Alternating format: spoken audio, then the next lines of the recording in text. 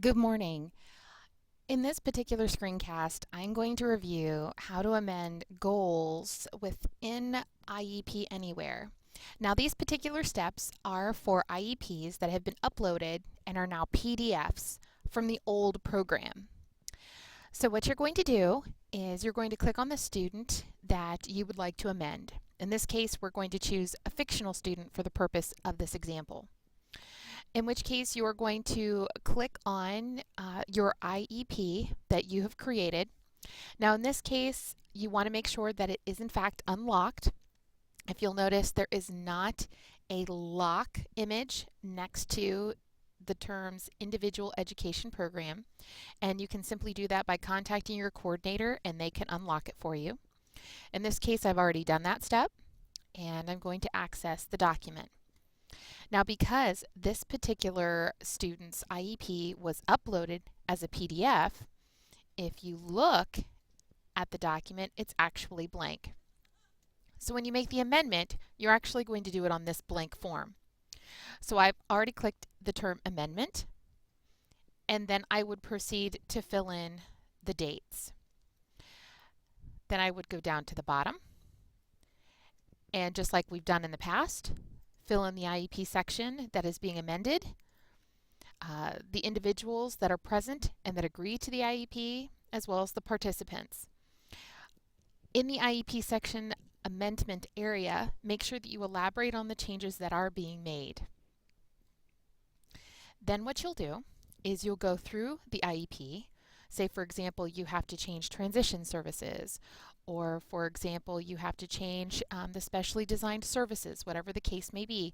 You'll go to those pages and you'll make the changes. So in this case, you will not have to copy and paste the entire document unless you choose to do so. I know some people have done that just for clarity and other people have not. However, understand that it is not a requirement. At the conclusion of your amendment meeting, what you'll do is you'll print off the cover page, and then down where it says participant enroll, you'll make sure that everybody signs next to their name, and it just has to be their initials.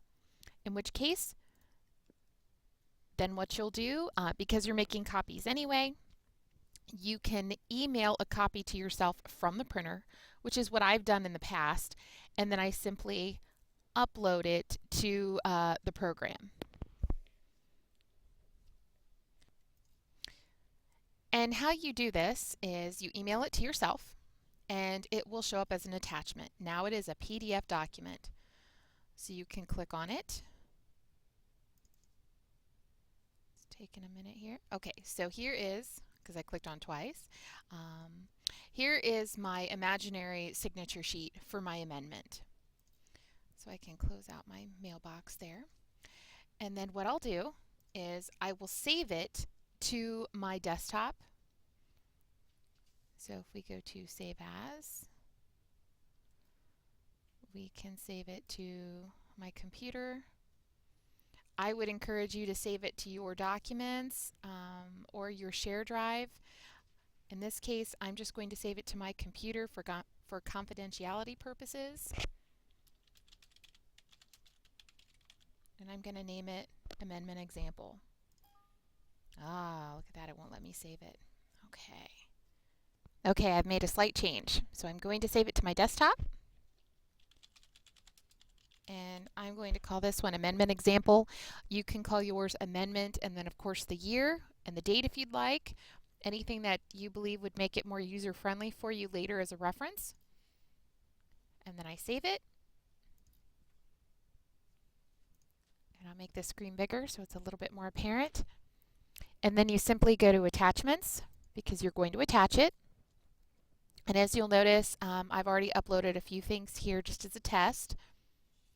Then you go to Browse because you're going to be looking for this document. I'm getting emails already. And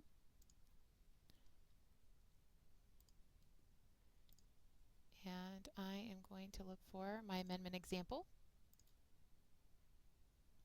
And I click on it. And if you'll notice, there it is, Amendment Example PDF. And then I'm going to click Attach File.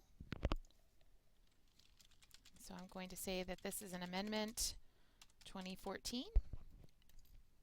Oh, that's not what I meant to hit. There we go. Attach file. Oh, it's going to make me select it again. All right, there we go. Okay, so what I did wrong here was I had to select my document and name it. Because I didn't do both of those things before I hit attach file, it's making me do it again.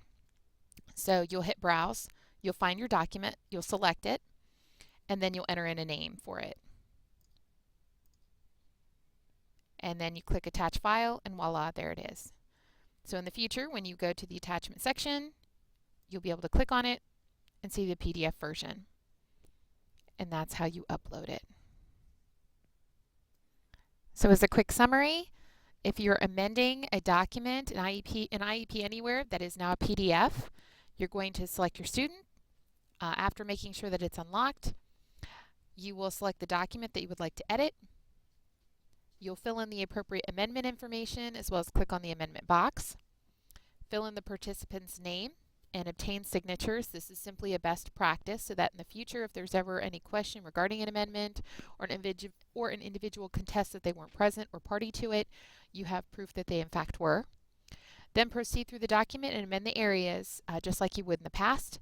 And then as I showed you in the final step, scan in your cover page with the signatures into IEP Anywhere and attach it to the document. I hope you found this screencast helpful. Please feel free to contact me if you have any questions or concerns. My name is Lindy Whitson, and you can contact me by email or my extension is 5940. Thank you.